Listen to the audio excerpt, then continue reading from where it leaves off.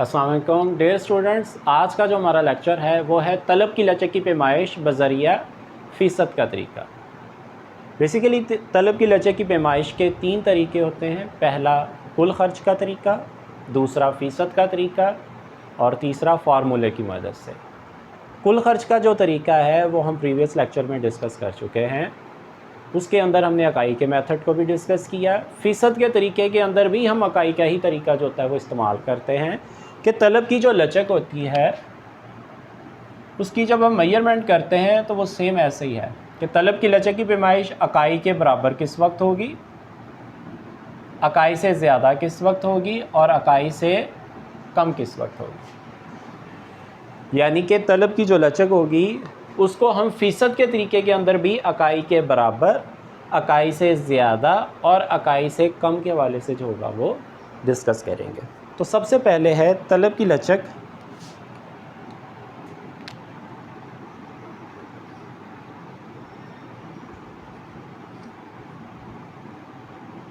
इकाई के बराबर। तलब की लचक इकाई के बराबर उसी वक्त होती है जब कीमत में फ़ीसद तब्दीली और मिकदार में फ़ीसद तब्दीली यकसां। तलब की लचक इकाई के बराबर उसी वक्त होगी जब कीमत में फ़ीसद तब्दीली और मिकदार में फ़ीसद तब्दीली ये दोनों यकसां हों। इसका मतलब आंसर क्या हो जाएगा आपके पास 1। डाटा के हिसाब से हम करते हैं कि तलब की लचक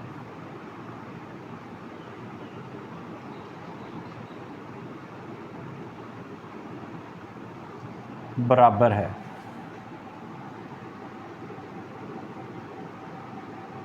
तलब में फ़ीसद तब्दीली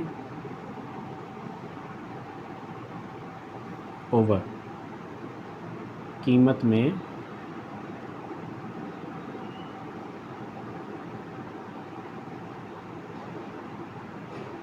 फ़ीसद तब्दीली। अगर कीमत में जो है वो मिकदार में जो है यानी कि तलब की मिकदार में 10% तब्दीली होती है और कीमत में भी 10% तब्दीली है, तो इसका मतलब है 10/10 कट गया आपस में, आंसर क्या आ गया 1। तो तलब की जो लचक है वो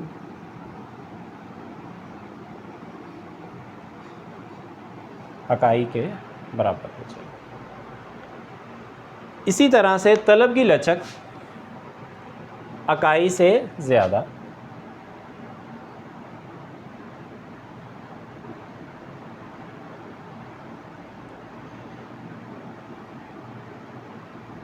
इकाई से ज़्यादा किस वक्त होगी आपके पास, जब कीमत के मुकाबले में तलब में ज़्यादा तब्दीली हो, यानी कि तलब में जो फ़ीसद तब्दीली हो वो ज़्यादा हो एज़ कंपेयर आपके कीमत के, यानी कि कीमत के मुकाबले में तलब में ज़्यादा फ़ीसद तब्दीली हो तो उसे हम कहते हैं तलब की लचक इकाई से ज़्यादा हो जाएगा आपके पास। तो तलब की लचक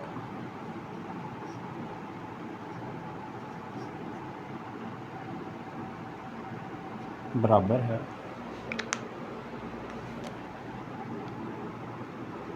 तलब में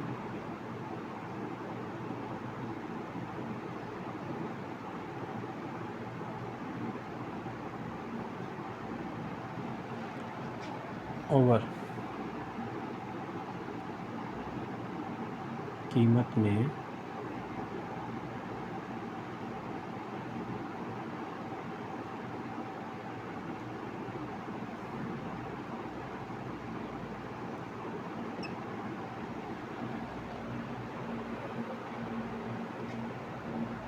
सपोज करें तलब में जो तब्दीली हो रही है वो 20% हो रही है, जबकि कीमत में 10% तब्दीली हो, यानी कि तलब में ज़्यादा तब्दीली और कीमत में कम तब्दीली। परसेंट से परसेंटेज कैंसिल हो गए, 10 से 20। तो तलब की लचक किसके बराबर होगी? 2 के, और ये तलब की लचक क्या है, अकाई से ज़्यादा। हम कह सकते हैं कि इलास्टिसिटी ऑफ डिमांड जो होगी ग्रेटर दैन 1 है आपके पास। इसी तरह से हम तलब की लचक को अकाई से कम में भी डिस्कस करते हैं।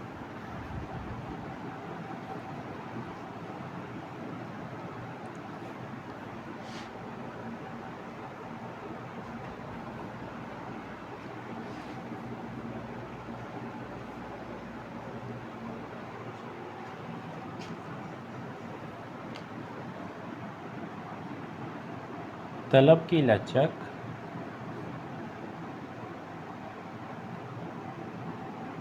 अकाई से ज़्यादा।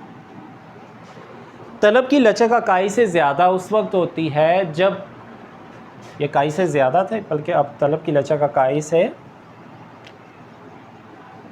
कम को डिस्कस करेंगे। तलब की लचक अकाई से कम उस वक्त होती है जब कीमत जो है वो तलब के मुकाबले में ज़्यादा तब्दील, जब कीमत तलब के मुकाबले में जो होता है वो ज़्यादा तब्दील होगी तो हम इसको कहते हैं तलब की लचक अकाई से कम। यानी कि कीमत में ज़्यादा तब्दीली और मिकदार में जो तब्दीली होगी वो आपके पास कम होती है।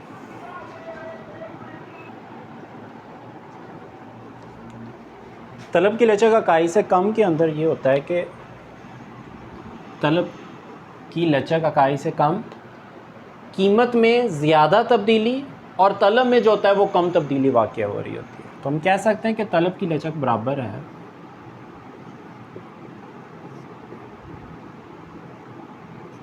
बराबर होती है आपकी तलब में फ़ीसद तब्दीली ओवर कीमत में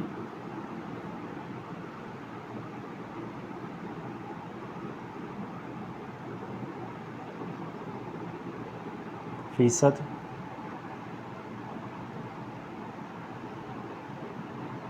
तब्दीली।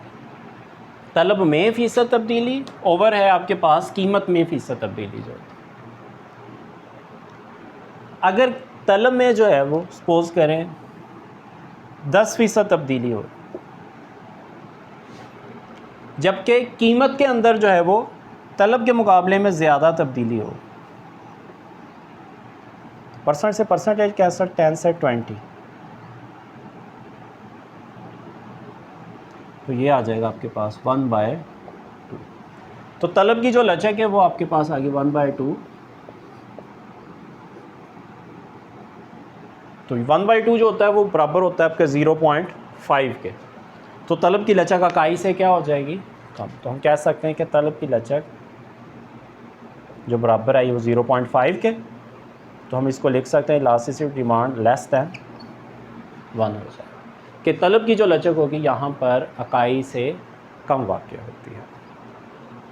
ये था आपके पास तलब की लचक की पैमाइश बज़रिया फ़ीसद का तरीका।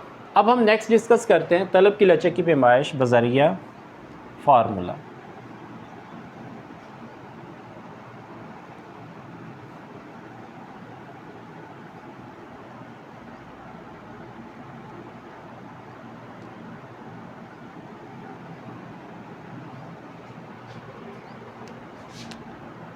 बज़रिया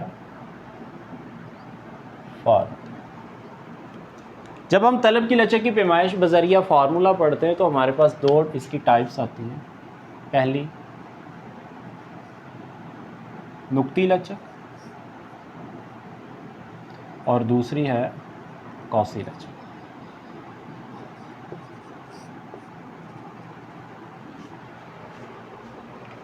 तो सबसे पहले हम डिस्कस करेंगे नुक्ती लचक को।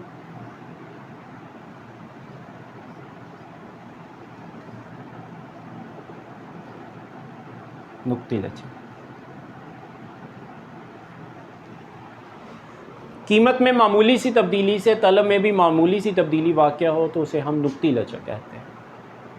इसका मतलब होता है यहाँ पर प्राइस में और क्वांटिटी ऑफ डिमांड के अंदर जो तब्दीली आ रही होती है वो बहुत ही कम आ रही होती है, पॉइंट्स में आ रही होती है। इसीलिए हम इसको पढ़ते हैं कीमत में मामूली सी तब्दीली से तलब में भी मामूली सी तब्दीली वाक़या हो, ये गोशवारे के पॉइंट व्यू से डेफिनेशन बनती है। इसी तरह से हम डायग्राम के पॉइंट व्यू से भी डेफिनेशन कर सकते हैं कि ख़त तलब पर एक ही नुक्ता पर तलब की लचक की पैमाइश को नुक्ती लचक कहते हैं। ख़त तलब पर एक ही नुक्ता पर तलब की लचक की पैमाइश को नुक्ती लचक कहते हैं। तो इसका फार्मूला बनेगा आपके पास, इसका गोशवारा बनेगा, डायग्राम होगी आपके पास, प्राइस है, क्वांटिटी ऑफ डिमांड है आपके पास, 10, 5, कीमत में मामूली सी तब्दीली, 0.1 की कमी और इधर 0.1 का अजाफा। कीमत में मामूली सी तब्दीली से तलब में भी मामूली सी तब्दीली वाक़या हो रही है।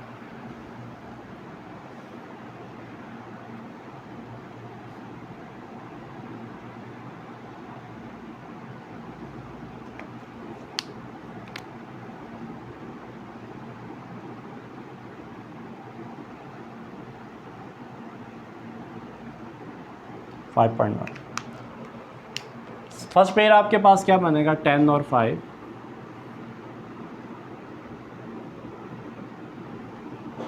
उसके बाद है 9.9 पे 5.1।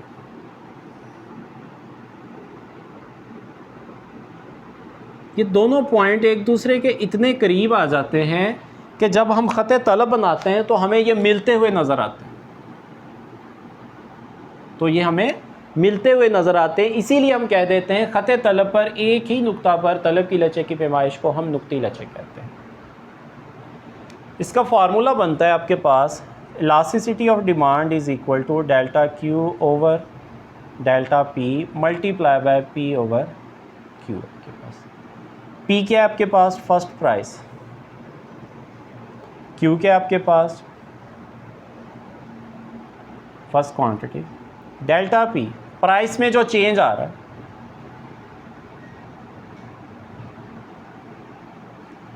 और डेल्टा क्यू क्वांटिटी में जो चेंज आ रहा होता है, 5.5, 5.1 माइनस 5। तो फार्मूले के अंदर जो है वो वैल्यू पुट कर दे। डेल्टा क्यू आपके पास क्या है, माइनस 0.1, डेल्टा पी आपके पास क्या है, 0.1, पी क्या है आपके पास 10 ओवर क्यू। तो ये हो गया आपके पास 0.1 से 0.1 कैंसिल, 5 से 2 कैंसिल, माइनस। तो ये आपके पास बन गया -2। तो आप अगर वो इग्नोर नेगेटिव साइन,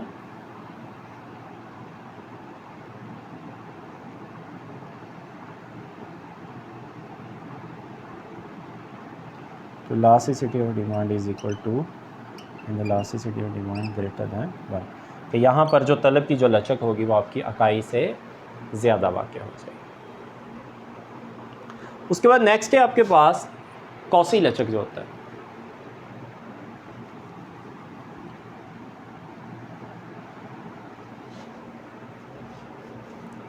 कौसी लचक में होता है जब कीमत में और तलब में वाज़ेह तब्दीलियाँ वाक़या होती हैं। कौसी लचक में क्या होगा, जब आपके पास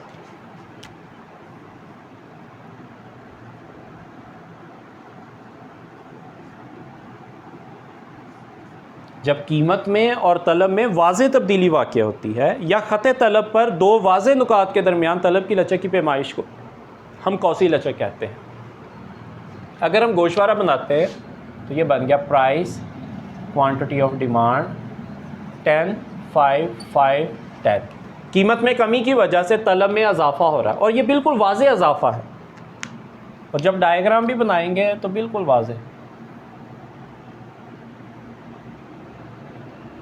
5, 10, 5, 10। तो फर्स्ट पेयर क्या बनेगा आपके पास, 10 पर 5, सेकंड 5 पर,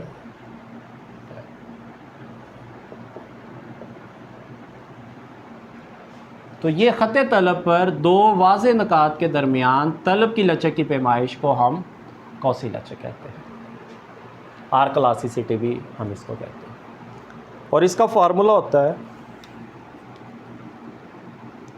elasticity of demand is equal to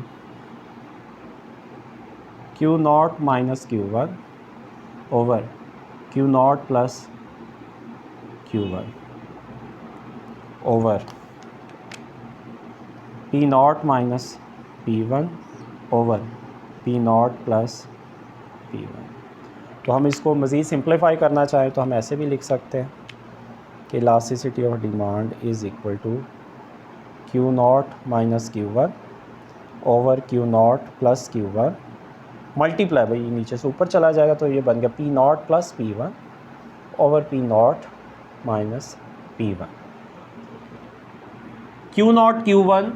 Q0 observe value, Q1 first value आपके पास, यानी कि जो चेंज वैल्यू आप ले लेते हैं। इसी तरह से P0 है और P1 है आपके पास, इसमें वैल्यू पुट कर दें।